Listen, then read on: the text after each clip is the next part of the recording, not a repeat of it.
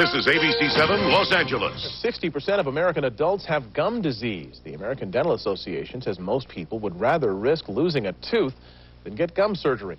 But as health specialist Denise Dodor reports, a new FDA-cleared laser alternative may get more people into the dentist chair.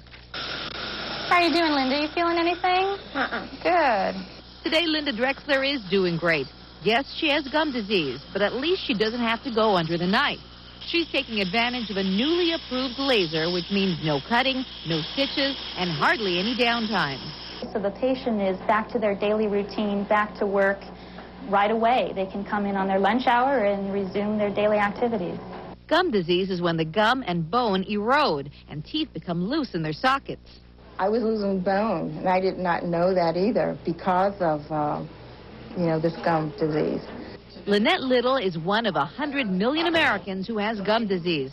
Symptoms include bad breath, red or swollen gums, bleeding when flossing or brushing, and a change in the way your teeth fit together. Left untreated, the bacteria in the mouth can travel through the bloodstream and cause heart attack and stroke. It's even linked to premature deliveries. Each year, 30,000 of us undergo painful gum amputations to treat it. But now many dentists are offering laser periodontal therapy. This procedure does for dentistry what LASIK has done for people with eye problems. Periolase selectively destroys diseased tissue and heals as it treats. Dentists say it also helps promote bone growth. The best part for patients is the ease and convenience.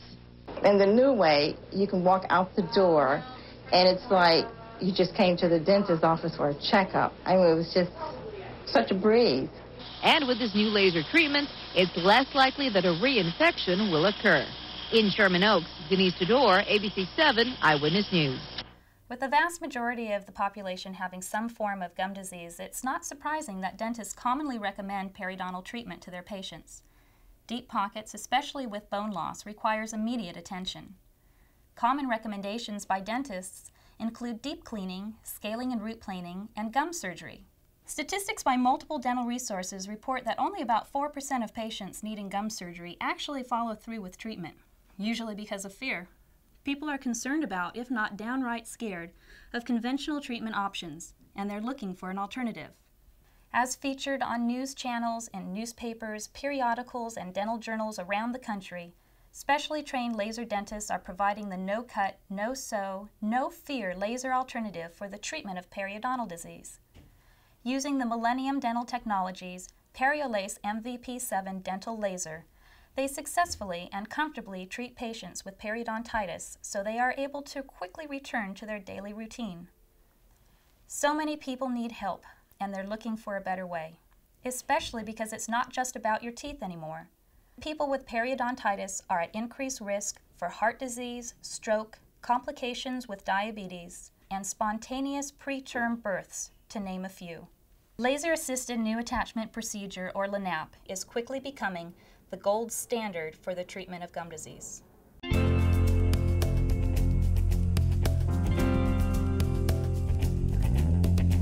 Hi, I'm Dr. Dawn Bluer, and I'm here to do your periodontal consultation. That's great. I heard that you have gum disease and you were told that you need gum surgery and you're looking for an alternative. That's right.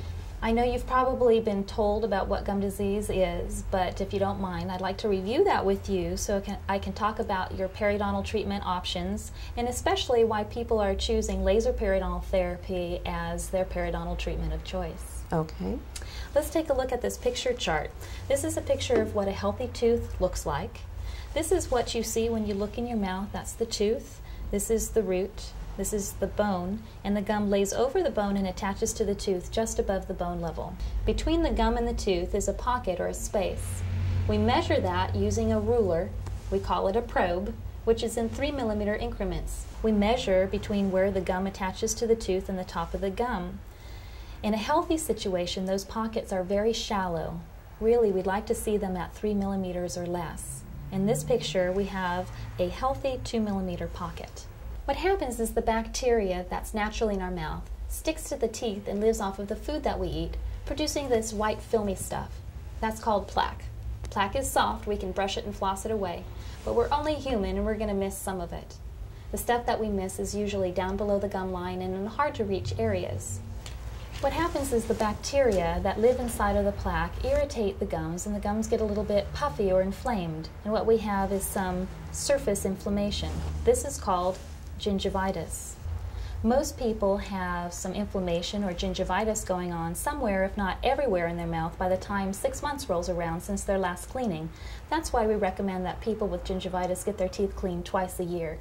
What happens if plaque sits there for long enough, eventually it turns hard into barnacles of calculus or tartar, same thing. Now the bacteria that live inside those barnacles will eventually destroy the attachment between the gum and the tooth, opening up a deeper than normal space or pocket. In this picture we see a 5mm pocket, allowing the bacteria to then start attacking the bone too. When we have attachment loss and bone loss, this is called periodontitis. This is no longer a surface problem, it's a problem going on down below the gum line, deep below the surface. And so a regular surface cleaning really doesn't do the trick. It's just the tip of the iceberg. Now the problem with deep pockets is they're harder to keep clean than the shallow pockets are. In this picture we have a 6mm pocket and more bone loss. Now the issue here is if we have a 6mm pocket and the gum started up here, and we have 2 millimeters of damage at the surface, we really have about 8 millimeters of attachment loss. The reason why the gums recede is that this very inflamed tissue is easily damaged when you chew and brush your teeth. In this picture, we have an 8mm pocket, a lot of bone loss, and a whole lot of recession here. Recession is very common for patients who have gum disease, but it doesn't always occur. The big concern with periodontitis is as the pocket gets deeper and you lose more bone around the tooth can actually become loose and you can lose a tooth or teeth as a result of the disease. Let's take a look at this picture while we're talking about some of your treatment options for periodontal disease. Basically, we have 3. Conventional periodontal treatment includes scaling and root planing, otherwise known as deep cleaning, osteosurgery, otherwise known as gum surgery, and laser periodontal therapy, otherwise known as LANAP, or laser-assisted new attachment procedure, the first and only university-researched and FDA-approved laser periodontal treatment, requiring a specific laser and patented protocol to achieve it. Okay. Let's start with scaling and root planing. Basically, with scaling and root planing, it is a deep, aggressive cleaning. You're numb during the procedure so that we can get down to the bottom of the pocket and do a real thorough job cleaning the tooth. Now, the problem is that we have very limited access to get down to the bottom of the pocket, and we can't see down there, so we're basically working by braille. So we're likely going to miss some of the calculus, especially in the deeper pockets. Even in conjunction with the use of medication, we don't expect to see a strong fibrous reconnection or any bone improvement. If after scaling and root planing a deep pocket persists, the next conventional treatment option is to do gum surgery. Basically, if we still have a 6mm pocket and we cut the gum here and take this piece away, we've left about a 2mm pocket behind. The goal of gum surgery is to create shallow pockets with the hope that we can slow the progression of the disease process.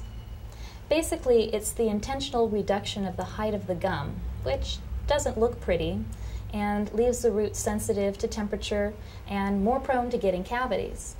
The problem with periodontitis is that most people don't find the treatment options appealing. And unfortunately, there is no cure. Even the laser isn't a magic wand. Like diabetes and high blood pressure, we can get you to a healthy level, but then we need to work to maintain you there with regular and frequent cleanings. Once a periodontal patient, always a periodontal patient. You can be treated, but it requires maintenance to keep you at a healthy level. And if you've had gum surgery and we've already cut the gums, if after some time a pocket comes back, well, we can't keep cutting you. Eventually we run out of something to work with. Now, the difference between gum surgery and laser periodontal therapy is basically the difference between treatment by amputation versus treatment by regeneration. With laser periodontal therapy, there is no intentional reduction of the height of the gum. Now, we use the laser initially between the gum and the tooth to kill bacteria inside of the pocket, which, remember, is the source of the problem. It also affects the calculus, so it's easier to remove. And we're removing this diseased lining on the inside of the pocket. without damaging the healthy fibers that live underneath. The laser can see the difference between healthy tissue and diseased tissue, and it can see where the bacteria is and specifically kills those as well. Now we have better access to get into the pocket and do a better job removing the calculus from the surface of the tooth. We use ultrasonic instruments that vibrate the calculus off the surface of the tooth and flush it out with antibacterial irrigation. We then use the laser on a different setting, killing bacteria again, and creating my super duper blood clot, or what I like to call my biological band-aid, that keeps high concentrations of bacteria and debris out of the area. Now this seals the gum up against the tooth. We haven't killed every microbe of bacteria forever, and we haven't sealed the gum up against the tooth forever, but we've created a clean, disinfected, closed, and stable environment for the body to be able to kick in its own natural defenses. There's a little war going on down here. The bacteria against your immune system, and unfortunately you're losing the war. When we use the laser, we are tipping the scales in favor of regeneration versus degeneration. If you think about it, we have the ability to build ourselves back. We can grow fibrous tissue, we can grow bone. That's why we don't amputate a broken arm. Good thing. But we only do it under the right circumstances. If you think about it, we have a cast on a cleaned up, disinfected arm so that the body has a chance to grow back. Well, the problem is the mouth is a dirty, unstable place, but with the help of the laser, we can create that closed, disinfected environment so that the body has a chance to kick in its own natural defenses and start to rebuild. In order to stabilize the area, we need to find any areas where you might be hitting your teeth together too hard or inappropriately. And once we find those areas, especially in the spots where your pockets are very deep, you have a lot of bone loss, or the teeth are loose, we need to spot grind them away. Then we leave the area alone. We don't want to mechanically disturb the area, don't want you to chew on it. You're on a soft food diet for about a week, and we want you to follow special cleaning instructions. Now, you're not on a soft diet because you won't feel like chewing over there. We just don't want you to disturb the area.